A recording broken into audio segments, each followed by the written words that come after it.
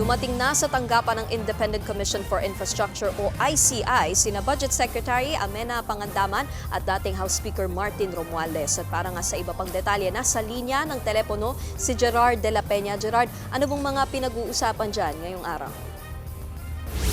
Nikki, alam mo, mag-aalas 10 ng umaga nang dumating si dating House Speaker Martin Romualdez dito sa tanggapan ng Independent Commission for Infrastructure dito sa Taguig. Nagbigay ito ng maikling pahayag at sinabi niya nakahanda naman daw itong mabigay ng impormasyon para matuntun kung ano nga ba talaga yung totoo at mapabilis ang isinasagawang investigasyon. So ngayon, ongoing na yung meeting nila at inaasahan magbigay siya ng impormasyon dito sa komisyon. Kanina naman din, mag-aalas 10 ng umaga nang natapos ang meeting ng ICI at ni Budget Secretary Amenaa Pangandaman. Bago ang meeting, sinabi ni Pangandaman na nandito siya para ipaliwanag sa komisyon kung paano nga ba ang National Expenditure Program o NEP ay nagiging General Appropriations Act o yung GAAN na alam natin na nagiging national budget.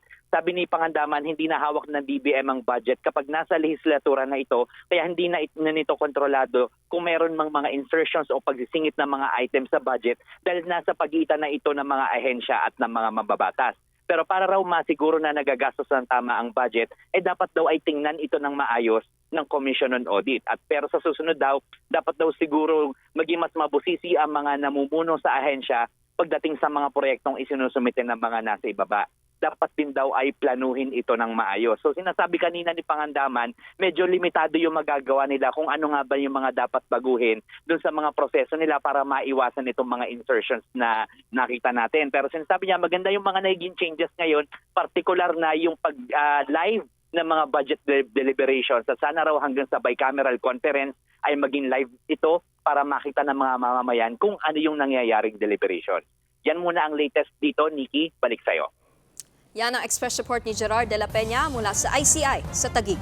Mga kapatid, Nikki de Guzman po. Para sa pasada ng mga rumaratsyadang balita, mag-follow at mag-subscribe na sa social media pages ng News 5.